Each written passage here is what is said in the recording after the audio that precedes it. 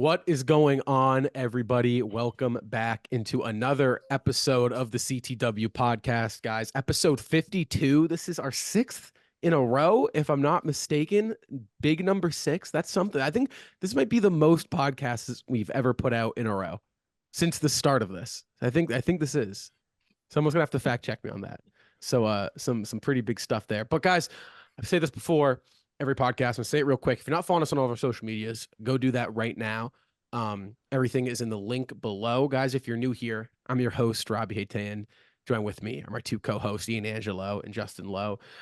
Guys, we got a fun one for you this week. Obviously, the Celtics kicked off their two-game little mini series in Abu Dhabi against the Denver Nuggets. Celtics obviously winning both of those games. The first one kind of in comeback fashion. The second one in blowout fashion. We got the first Celtics blowout meme kind of there. If you're on the Celtics Twitter, you got the first screenshot of the Celtics, blowing a team out of the new year, the new season. So that is exciting. We're talking about a little bit of that. Jason Tatum also will be a topic of conversation, discussing this year's Celtics team versus last year's Celtics team, along with where does this team rank among the Celtics' greatest teams in history. And then obviously we're going to be dabbling in some around the hardwood. Guys, let's get right into it. Let's talk a little bit. Now, I haven't got to talk about to either of you guys about the Abu Dhabi games, obviously preseason. So everything you do see, you take with a grain of salt. However, the Celtics obviously 2-0. What did you guys like? What did you guys see from Boston? I guess from a schematical sense that you liked. They didn't skip a beat. I mean, the Celtics didn't skip a beat whatsoever. You see teams all the time come in preseason, resting players right off the bat. Celtics just came in and it's funny, like it's only preseason, but they are still playing like they have a target on their back. Like they're the ones that keep falling short. And they're just connected. They look like a group who won the title last year. And that to me is huge, right? They weren't complacent. They used this Abu Dhabi experience both on and off the court to really build together. And I mean, game one was great. As you mentioned, Rob, a little come from behind victory. Denver had, I think, a 12 to 14 point lead at one point, but the bench unit looks very solid, which in preseason, that's what you want, right? You want the bench unit. This is their time to shine because you know what you're going to get from Jason Tatum, Jaylen Brown, Drew Holiday, Chris Kristaps. You know what you're going to get from those guys come regular season and playoffs. It's how are the other guys going to fill in those roles when they do get the opportunity. So I'm sure we'll get into certain people's performances, but I'm just really happy, Ian. Celtics really didn't skip a beat, and it showed as they swept the Nuggets in the Abu Dhabi games. Yeah, they looked like the Celtics. They looked like the same team that was putting belt to ass on every single team in the NBA last year. Honestly, I don't know. I love that term. What I'm sorry. I love that. Belt to ass. Oh yeah, I had to say that. I love that. That's my new favorite term. I love saying when it comes to awesome. sports discourse. But that's awesome. But yeah, honestly, the Celtics, they're literally doing what they did last season. They're dominating every team they play in.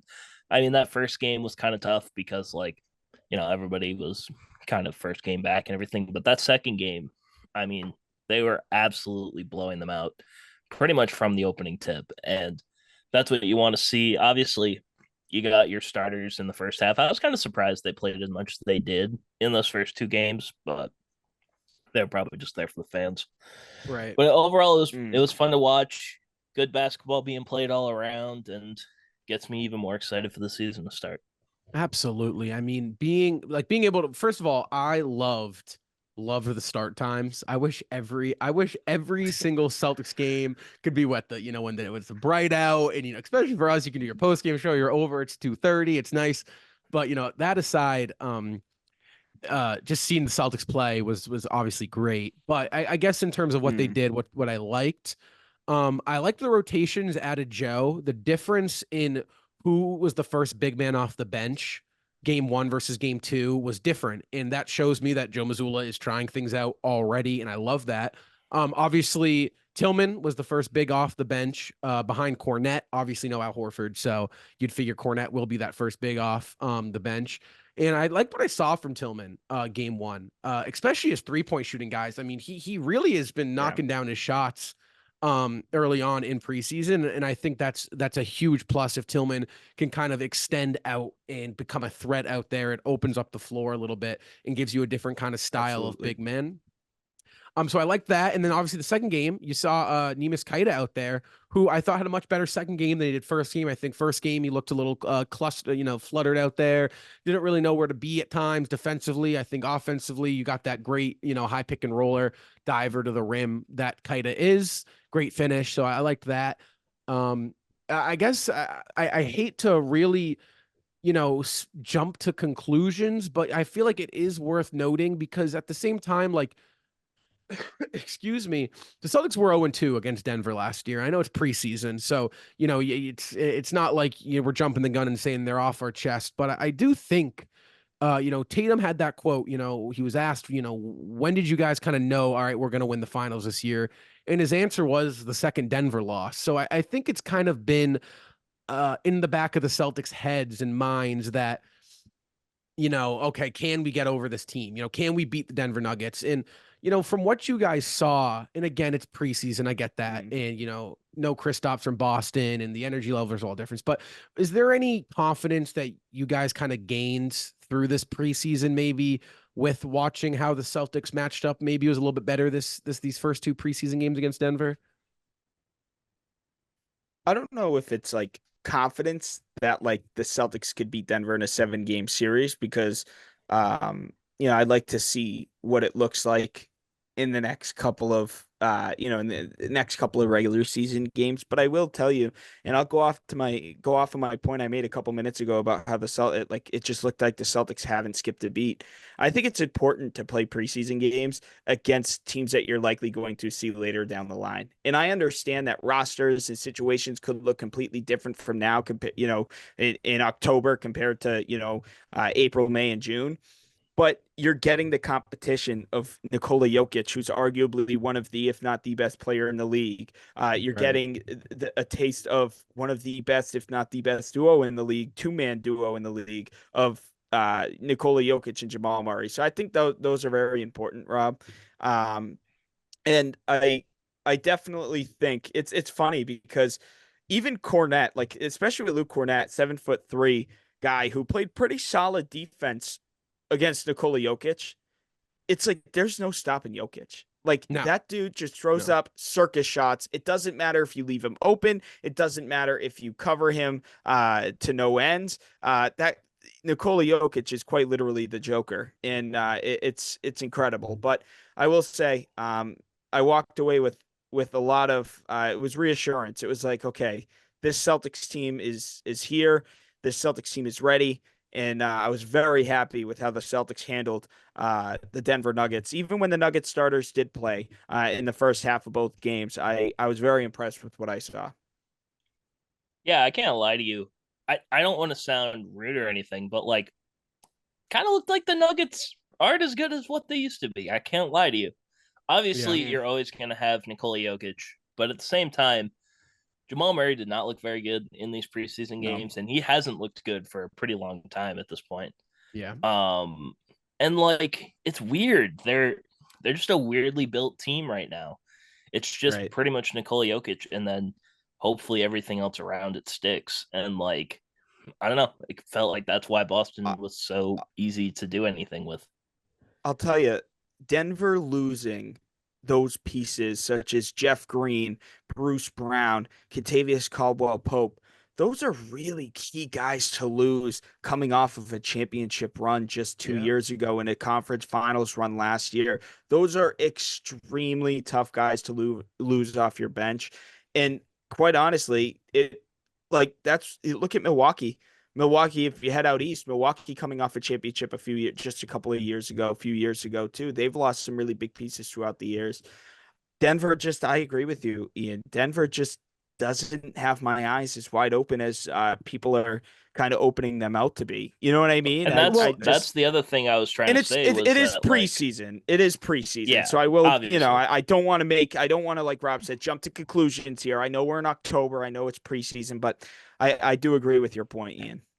But yeah, that kind of shows you the Celtics brought everybody back from their championship team. They didn't lose a big piece, and they look like they haven't skipped a beat. The Nuggets have lost huge pieces that were contributors to their championship run, and they don't look as good. And obviously, it's preseason. Nobody cares about preseason, but still, something interesting to note. It's funny you guys say that because Stan Kroenke, I want to say, the Nuggets owner, it kind of feels like he, since winning that title, has kind of hunkered down and said to himself, like, all right, we're good. Like, we got our ring. We're the Denver Nuggets. Nikola Jokic, we have him locked up. We have him paid. We're going to sell tickets.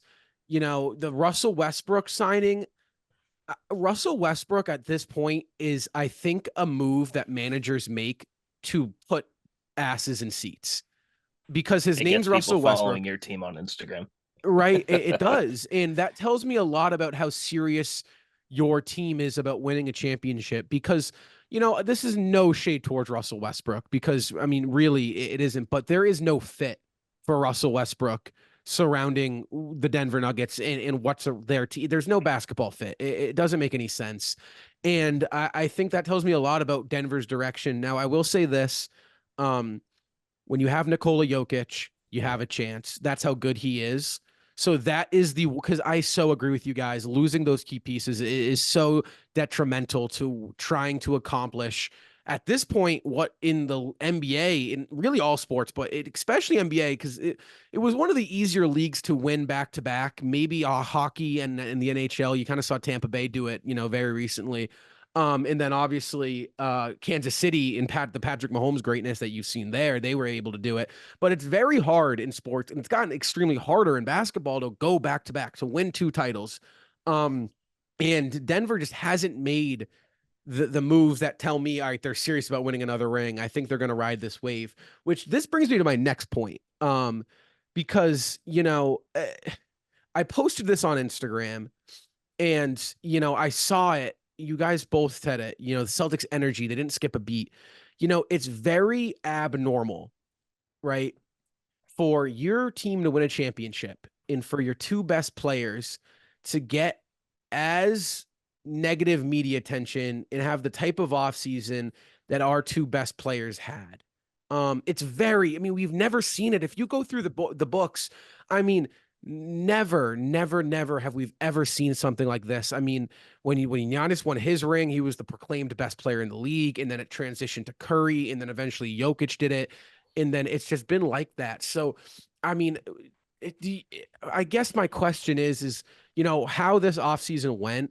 Like, did Tatum and Brown, because to me they did they show you out the gate, like, all right, we're here and we're hungry? Because they Brown in particular, and Tatum too, they were not playing at preseason pace and energy. They were exuding much more energy, I feel like, than a normal star player would in preseason. Absolutely. And we talked about it in the post-game show, Brendon and I, game 2 on Sunday afternoon. Jaylen Brown and Jason Tatum are playing with this sense of urgency, like they're in regular season mode. Like, everything that they're doing right now, I feel like is just so it's like so fluent. Like, JT looks comfortable in his jump shot. Jaylen Brown put on muscle, and he's using that muscle to aggress himself to the basketball hoop. Like, it really impresses me how Jason Tatum and Jaylen Brown have come out of this preseason. Their mindset is just so sharp. They're coming off of a championship. The narrative has been piss poor this offseason, which is, like you said, Rob, absolutely ridiculous.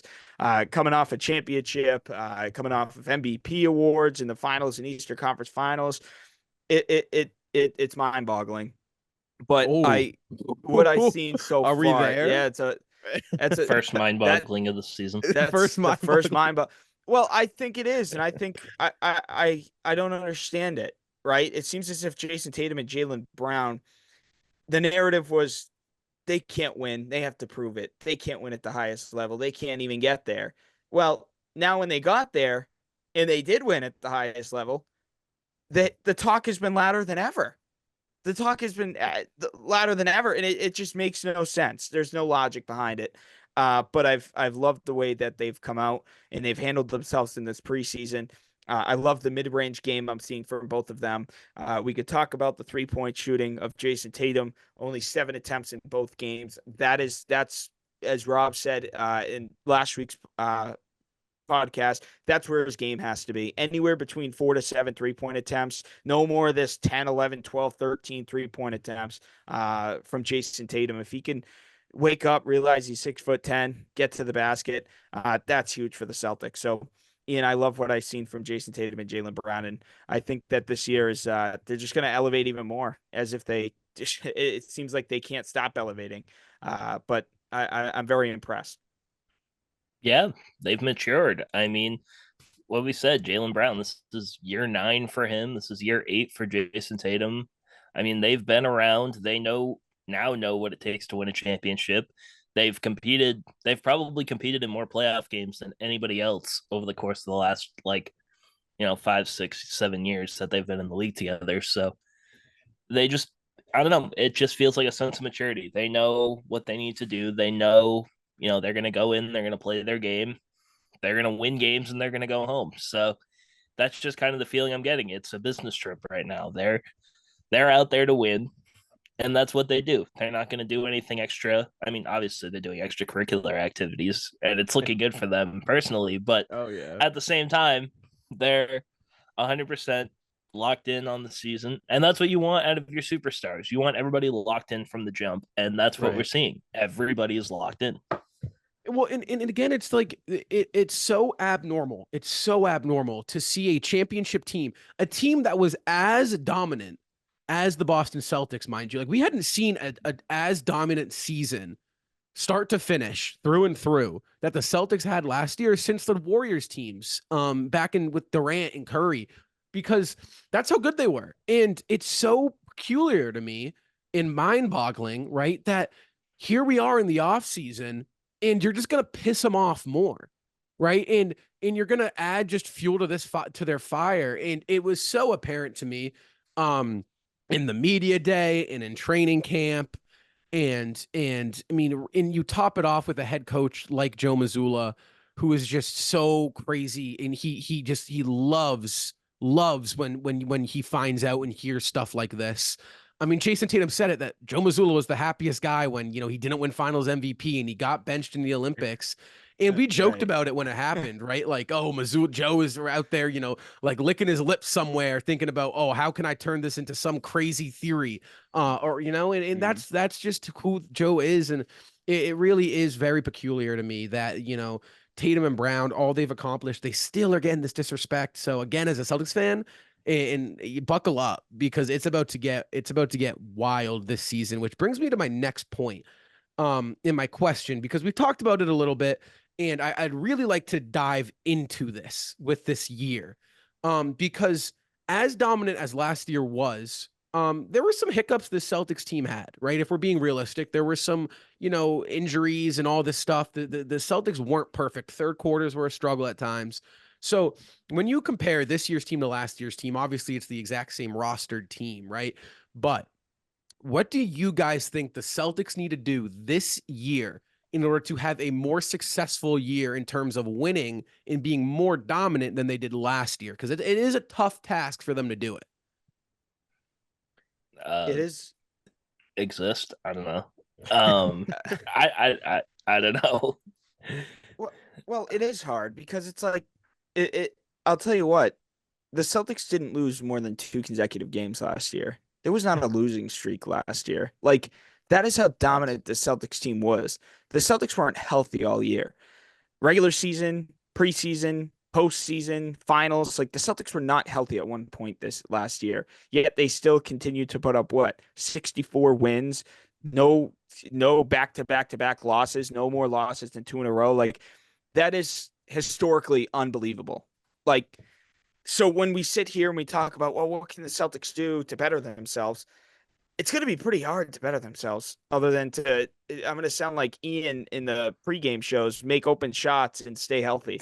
Like, Yeah. because that's really what that's really what it comes down to. Now, I will say a championship year under their belt, as well as an off season together under their belt, in terms of the new guys like Jaden Springer, Xavier Tillman, who might be finding themselves better opportunities this year. It's going to be important that the Celtics are ready to step up. Those stay ready guys. That's to me what's going to make the difference is this bench. That's why I mentioned earlier in the podcast episode where I think preseason is so crucial for these bench guys because these guys are getting their opportunities to shine. I want to see the Sam Hausers, the Peyton Pritchards, especially the big guys. We mentioned Luke Cornett, Namias Queta, and Xavier Tillman. They're going to have to step up. They're going to have bigger opportunities this year with Kristaps Porzingis being out until December and Al Horford being out on first and or second nights of back-to-back. So that's definitely something that I want to see from the Celtics this year is we talk about the Jason Tatums and the Jaylen Browns and how they're only getting better. I really want to see the bench guys continue to step up because it was so enjoyable to watch the Celtics bench click on all cylinders in those two Abu Dhabi games, and a whole off season off. They haven't skipped a beat either. We're so focused on the Celtics Fab Five, their starting five. Well, let me tell you, if this bench can keep clicking the way they've been clicking, I'll tell you, Rob, it's going to be really hard to stop this team, and they're only going to get better. Well, I mean, here's my thing because it's like I feel like how do I say this without sounding nuts? I think the Celtics start the first 30 games of the season like 27-3 because I think I do. Yeah. And I know, but it's like they are coming out so hungry and absolutely way more hungry than they have in any other year. I mean, think about it. They have received more backlash this offseason post-championship win than, quite frankly, they did after their finals loss.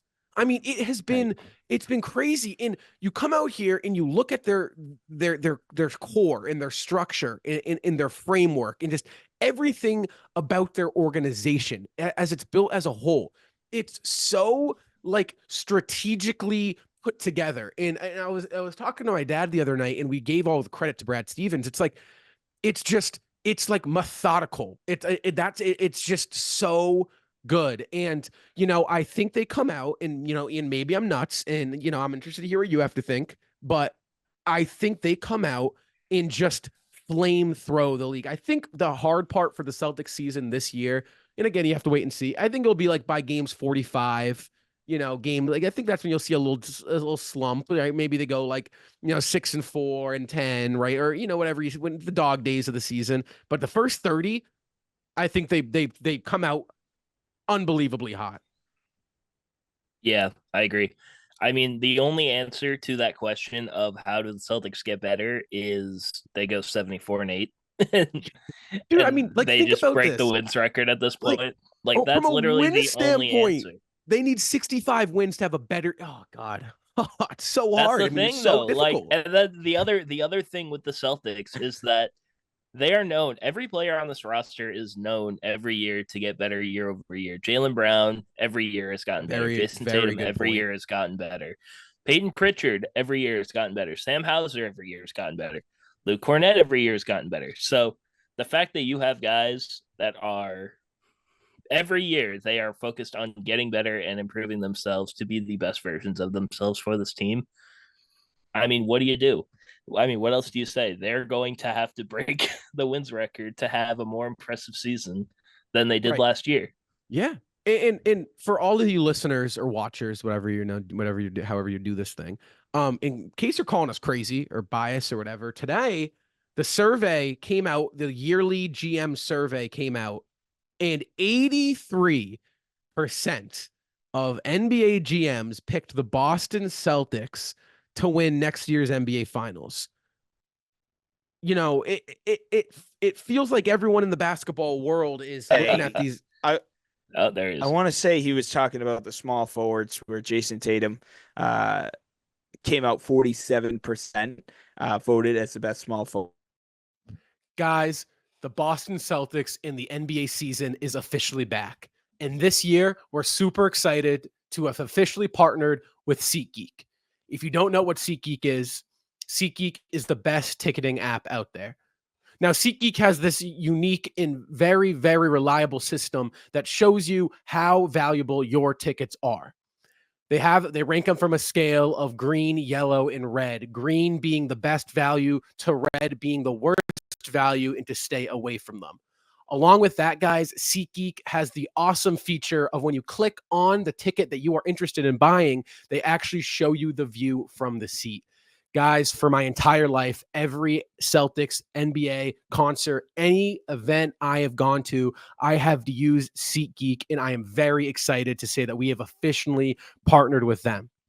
Now, at checkout, guys, use code Celtics Weekly that's flashed up on the screen to get $20 off your first purchase using SeatGeek. Guys, it's the best time to be a Celtics fan, and there is also no other better time to go watch them in person. When you do that, guys, make sure to use SeatGeek.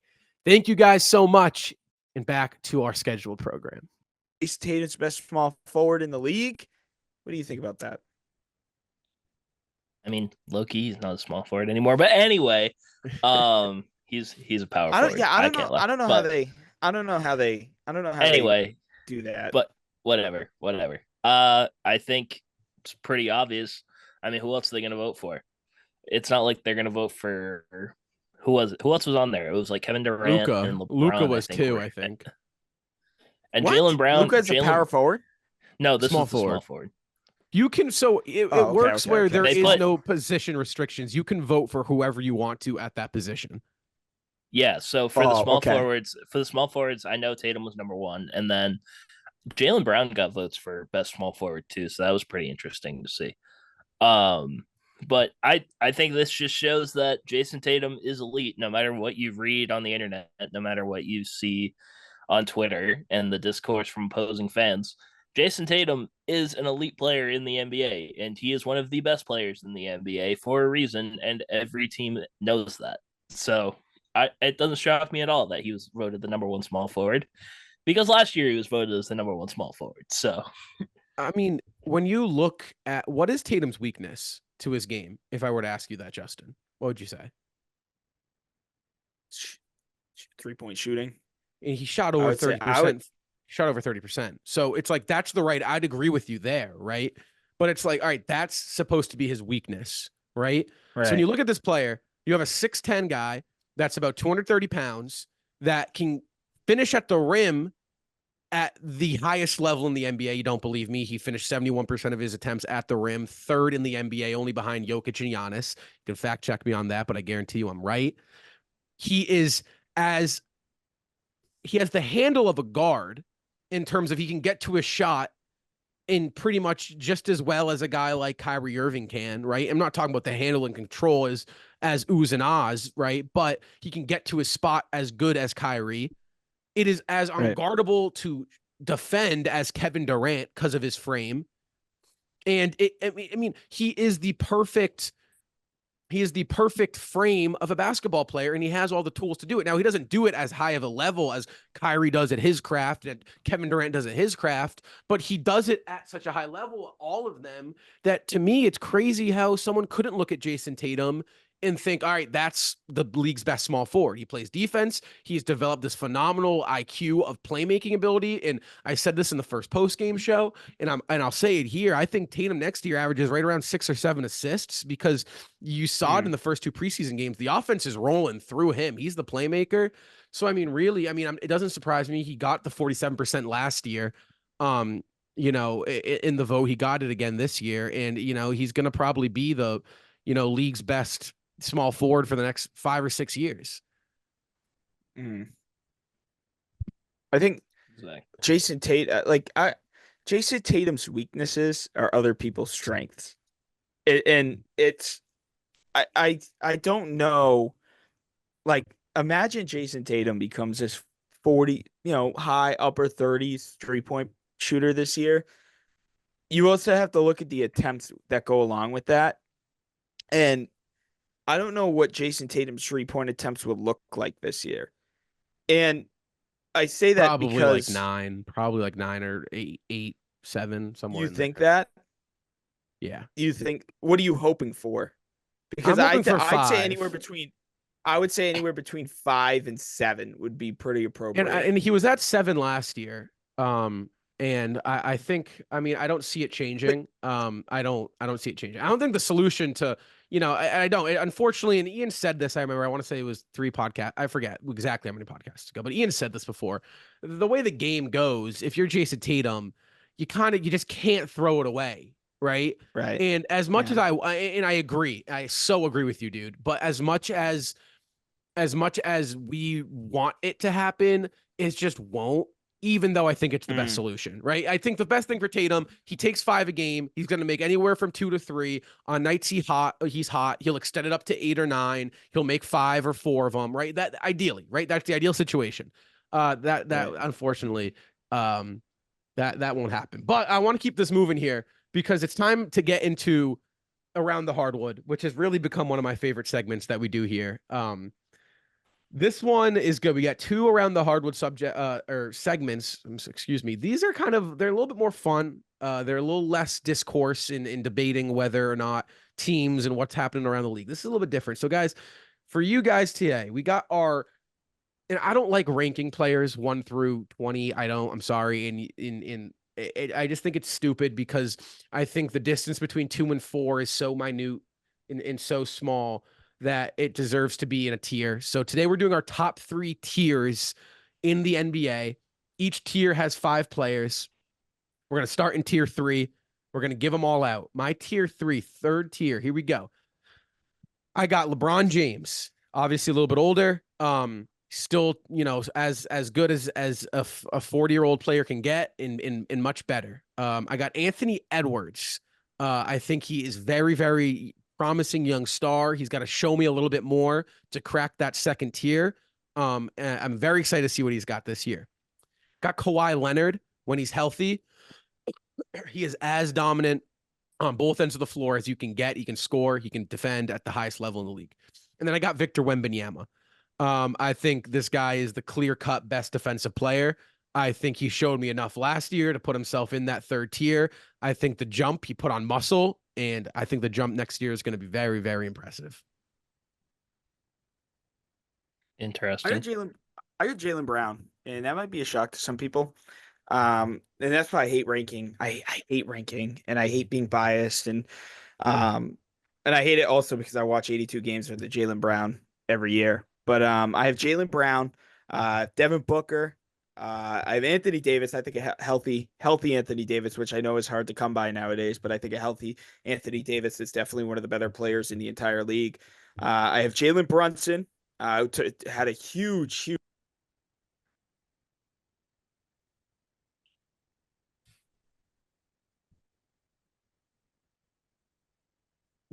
I think Justin cut out. Ian, is that for you too? Yeah, I think Justin. Okay, I thought it was my headset. Yeah, Justin, we can't hear you. You can't hear me at all? Oh, there we go. Oh, there you go. There you go. Okay. Where did I leave off? Jalen Brunson. I heard Jalen Brown, Devin Booker. Anthony Davis. I think Anthony Davis is one of the better centers in the entire league when he's healthy. I know that's hard to come by, but Jalen Brunson, where I was one of those who doubted his contract when he signed in New York. I was not a big fan of that contract in New York, but it's turning out that he's becoming a franchise player for them, and he's earning every penny. And Tyrese Halliburton, you guys know me. I'm high on Tyrese Halliburton. That's good. I love Tyrese Halliburton. I love his game. He was one of the better players in the league in the first half of the year, and then some injuries caught up to him, and he kind of had a rough shooting in the second half of the year. But Tyrese Halliburton would round off my tier 3. All right, so my tier 3, I have Anthony Edwards. I think he's going to be one of the faces of the league, but with the way that the Timberwolves are currently set up now, I think he still needs another year or two to really reach his full potential. Jalen Brunson. I like Jalen Brunson. Not a fan of the Knicks, but I like Jalen Brunson. He's a good player. Devin Booker. He's probably been like a tier 3 player his entire career. Yeah. Jaylen Brown. I don't really care about being biased. I think Jaylen Brown's a top 15 player in the NBA. You can debate a wall if you disagree. And I had Donovan Mitchell. I think Donovan Mitchell is still a top 15 player. I think Mitchell, when he has to go, he can carry the Cavaliers pretty much. He can carry a team better than a lot of other players in the NBA. And he's had to over the course of the years. And he masks a lot of issues with the Cavs. And he's pretty much the biggest reason as to why they've had as much success as they had over the last couple of years. I think I left out a player. I think I only said 4. I also had Devin Booker in my tier 3. I will do you guys one better. My tier 2 consists of Jaylen Brown, Finals MVP, Eastern Conference Finals MVP. What Ian just said. Go debate a wall. I'm not interested in talking about it. Kevin Durant, later half of his career, but the guy is still unstoppable offensively.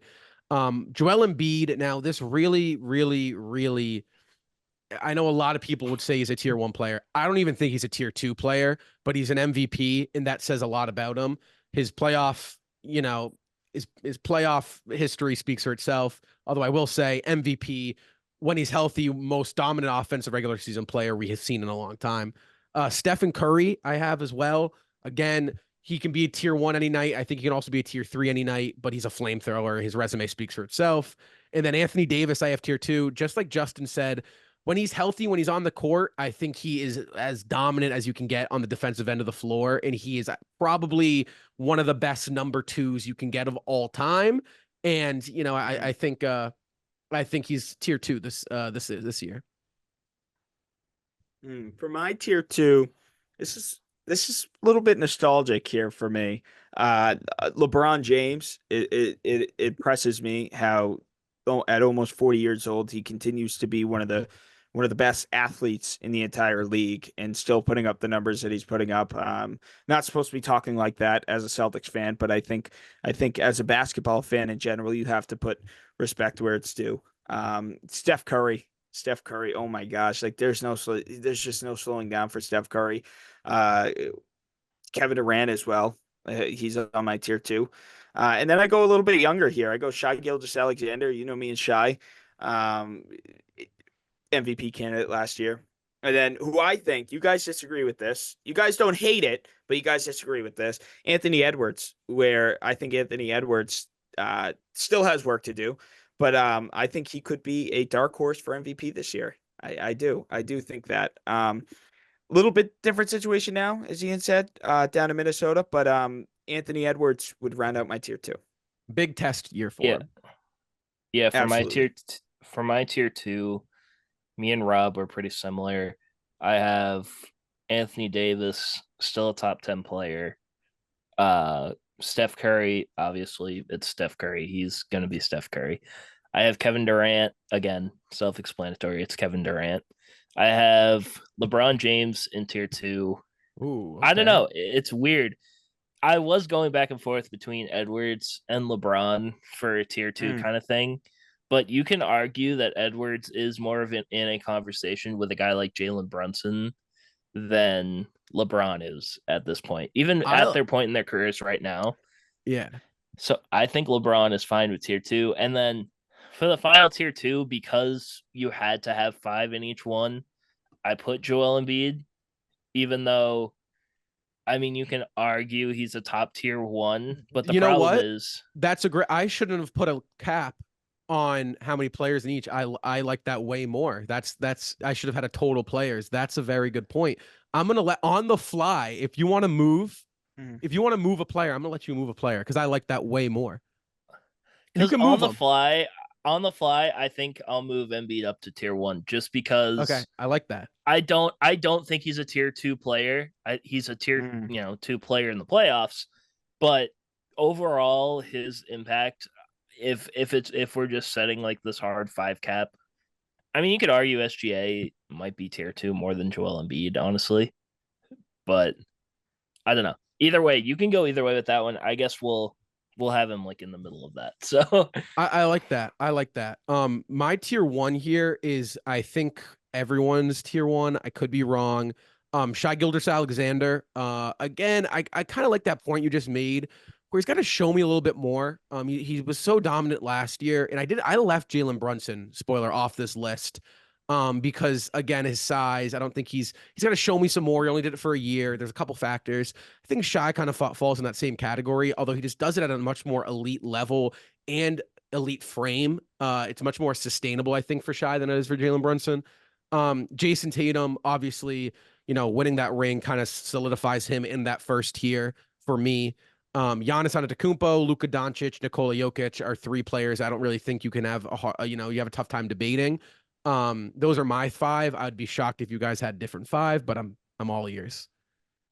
I had Jokic, Luka, Tatum, Giannis.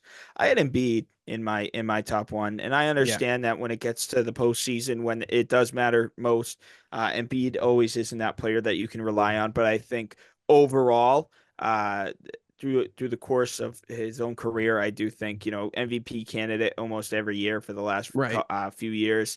I think he's got to be up there, and just like Davis, like. When Joel Embiid is healthy, like he's one of the best centers in the entire association, one of the most dominant players since Shaquille O'Neal, especially at that position. So I got to give credit where credit's due for Joel Embiid, but that would be my only difference from my tier one and your tier one. Yeah, tier one, obviously, Jokic, Giannis, Tatum, Luka. And honestly, I have SGA. I think I'm going to change it. I think I'm going to put Embiid tier one now because kind of like what Rob said, SGA did only do it. This is like the first year he's shown the MVP type caliber player thing. Embiid has shown it for a longer period of time. And I think Shea will obviously show it again this season. But I think if we're just going body of work and like kind of where they are right now, I guess I'll throw Embiid up in the tier one, even though I would still argue SGA is a better player, but at the same time, I think I'm going to go Embiid tier one. You know what? And I regret putting only a 5-player cap on it because that would have been so, I think, much more interesting to hear. Maybe there are 6 or 7 tier one. Yeah, you know what? We're gonna do this again later down the line in the regular season. And well, you know what? And I hate to kind of spitball on air, guys, on podcast, but I was thinking, and maybe the viewers, the listeners can give us some feedback on this. I thought it'd be fun if we kind of had a weekly power ranking for players where, we kind of, and it's stolen from the Ringer. I'm sorry, Bill Simmons. I'm a big fan. I'm stealing it from you. I think that would be something where it's like our top 15 players, maybe our top 5 tiers, like a mountain type of thing. Could be a fun idea. Damn, you're stealing from Nick, right? And yeah. I'm taking the broad and the brains and I'm putting them together. And you know what I'm saying? But let's hop into our last segment here of Around the Hardwood. Now, this one we haven't done this ever on the podcast, and I think this is gonna be a lot of fun. 21 questions. Well, we got 18 questions here for 18 banners on the Boston Celtics in honor of them. You guys have 18 total questions to guess this mystery NBA player. And if you get it right, I'll Venmo you $5. That is so lame.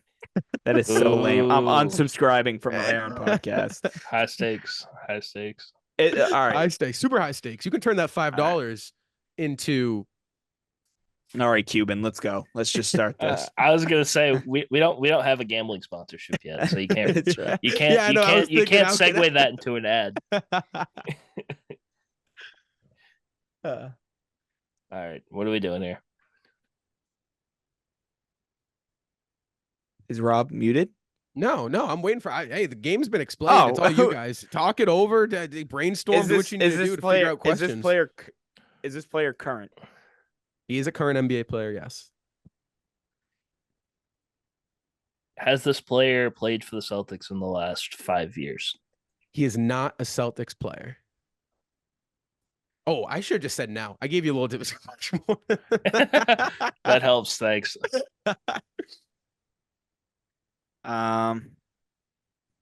Is a player in the Eastern Conference right now? He is in the Eastern Conference right now. Was this player's team in the playoffs last year? This this player's team, was in the playoffs last year.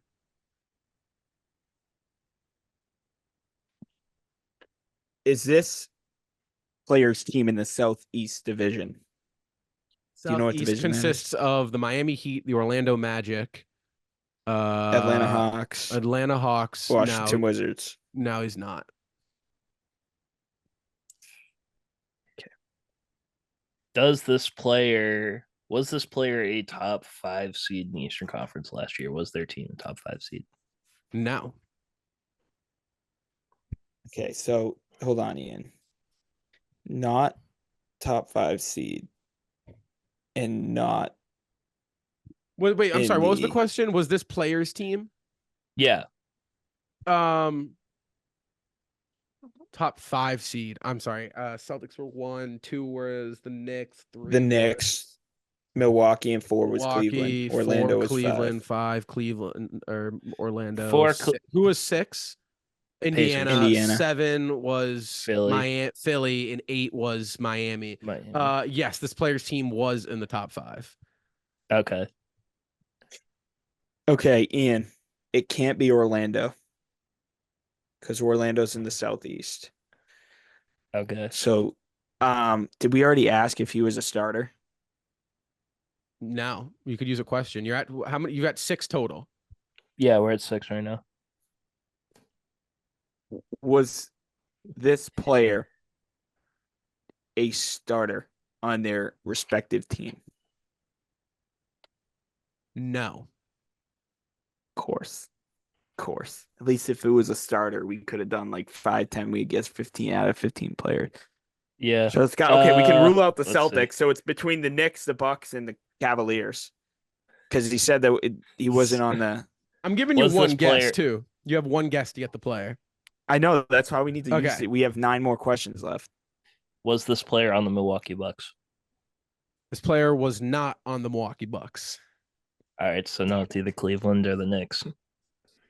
That is so lame. I feel like it's somebody stupid on the Knicks. This isn't a guess. This is me talking between me and Ian. I feel like it's somebody stupid, like freaking Roy Hachimura, or no, what's his name? Roy Archudinaka or whatever the hell his name is. Ryan Archudinaka.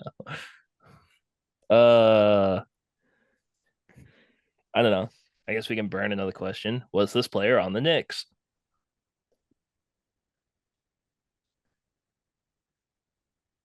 How do you forget that? I don't forget it. So yes or no? You gotta be fair to us. Yes, this player is on the Knicks. Okay, thank you. So that it's a bench player on the Knicks. Oh, you should have asked, is he on the Knicks right now? You guys have more questions. You're at 10. You have. Is he on the Knicks? Is he on the Knicks right now? This preseason, is he on the New York Knicks? He is a New York Knick right now. All right. Well, he's a bench player. Is this player a guard? Player's not a guard. He's a bench player. I want to say a name, but we only get one player. What are we? We're at 11, right? You could say a name to me. Yeah, you guys can say a name talk, to me, and right. I can tell you like, nah. I'm low-key thinking it's Jericho Sims. Low-key. That was a stupid smirk out of Rob. That's exactly why I know I had it you is. say that to me. How many questions do we have left? We're at 11, so we have like 7. Yeah, 7. Was this player a center? Or is No. this player a center? No. Well, Jericho Sims, I don't think is on the roster right now. I thought he was. He's a hybrid. A Prius? He's a hybrid. So he's I don't want to say yes or no because that could skew your mind, but he's a hybrid. Yes or no? What? He's questions a center, and I think it's up for debate. He's a hybrid. Oh. So he's a forward, I assume, if he's a hybrid. This is fun. Low-key. Could it be Precious Achua, Ian? I was thinking What were you Jacob thinking? Toppin. Jacob Toppin. Jacob Toppin's not. Is Jacob Toppin on yes, the he Knicks is. still? Yes, right he is. now. Right now. Jericho Sims is. Yes. It's either Jacob Toppin or Precious Achua. It's for sure. How many So questions you guys do we are have what? left, You've answered 12. You've asked 12. So you got 6 left still. Yeah. What number is this player? Ooh. No, it's yes or no questions. Yes or right? no? Yes or no? Yes or no? I was like, all right. Does this player have a brother in the league right now? This player does not have a brother in the league right now. All right. Okay. All right. 5 left. 5 left. No. Screw your 5 left. Did this player play for the Toronto Raptors? Player did not play for the Toronto Raptors. Okay. Does this person's name start with a J? Player's name does not start with the J. Oh, Jesus. I didn't specify first or last name, so he could have been he could be playing us here, Ian. Yeah. Hang on. What do you guys have? You guys have 4 left? We have 4 left. Yeah, because I'm Has this thinking... person... Oh. Hang on. You muted your mic on accident, Justin. Did I? You can now. This player's not a starter. Was that a question? I don't think that was a question. I hate to give hints, but I think you guys are... I did ask if he was a starter. On there, I said we did ask. Starter on their respective team. You said no. Oh, okay. Okay, so what? The question was... The question was... Is this person starting on the New York Knicks right now? Yes or no? Oh, yes. We said... Dude! We asked you that. No. Yes. No. I'm going to have you guys finish, but I'll tell you why. Because that wasn't the question. Lame. That wasn't the question. And we can run back the film. Is that this wasn't the question? God. The question was this player a starter in last year's playoffs? That was not the question. That was the That question. was not the question. That was not the question. That was not the question. I asked you, is this player a starter? And you said no. No, that is bullshit. You know what? No. I feel like he's pulling something lame right now. No, I I'm feel not. Like I'm not. I think he changed I feel like his he's answer pulling halfway through. One, I think he changed his answer. I two. have it written and down. two, Ian, I think he's gonna pull a fast one and pick Cat because he's only been on the team for 2 days. I have it written down, mind you. This has been. If you think of it, Cat's played power forward in Minnesota, and he's a center now. So, I think he up. It was Jericho Sims, and I think he messed up. And he changed it to I think he changed it. This is not a guess. This is me talking to Ian. You stay out of it. I think it was Jericho Sims. He's like, no way they're gonna get this. We got it. He's like, oh, I gotta take a U-turn here. I gotta pop a Yui. And then he banged Karl Anthony Towns out of nowhere. And I think that's what happened. I think that dirty smirk of his says it all, which we're lucky we're on Zoom because oh God. Let me just say something. This entire time, I have been looking right at you guys. I have not changed. I have it written. I have my player written down on this iPad right here. And if I would, I have to go like this to change the player. I would have to type. I have not changed the player at all. At all. Right. That's so lame. There must have been, and we're gonna watch back this film. We're gonna watch this back player this didn't. Film. All right, listen, Justin. This player didn't play for the Raptors, so even if it was a starter, it's not OG Anunoby or Precious Achua. Okay. How many guesses? How many questions do we have left, Rob? 3. I think you owe us 6. one. No, Don't we have fine. we have No. So there was 4, and so you have 4 left. 5. I'll give you an extra one. You have 5 left. Okay. All right, fine. Was this player in the Western Conference last year? Yes, this player was in the Western Conference last year. Okay. I think exactly. Listen, man, I've been watching a lot of White Collar recently, a lot of FBI things on Netflix, and I think I have my investigation to perfection. Is this player Karl Anthony Towns? Yes, no. This player is Karl Anthony Towns. Yes, Ian, I told you. I didn't know. Here was the problem. We specifically asked, was he a starter on the Knicks last year? And you said no. Starter on the Knicks last year. I said no. That was the question. Boom. He wasn't starting for the Knicks last year.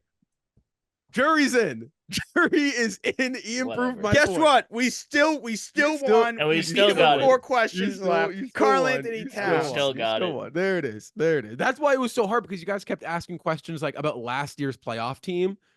And you're like, was this player's team a top 5 seed in the East?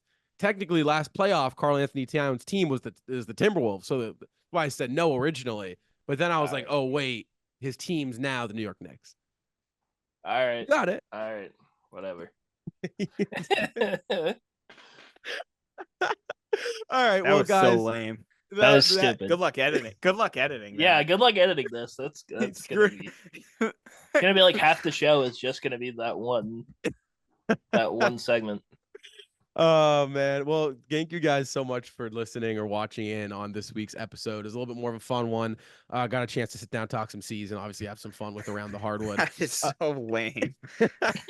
Guys, again, we are bringing you guys a podcast episode every Wednesday at noon. We're on an absolute roll right now, and we're having a great time doing it. So if you're not already subscribed or followed to us, guys, do that right now. Hit the subscribe button. If you're watching us on YouTube, show us some support and some love. You guys are doing an awesome job. And then go over there on our Instagrams. Like I said, everything's in the description down below, guys. Again, we thank you for taking the time out of your day to watch or listen to us. And until next time, you guys know the drill.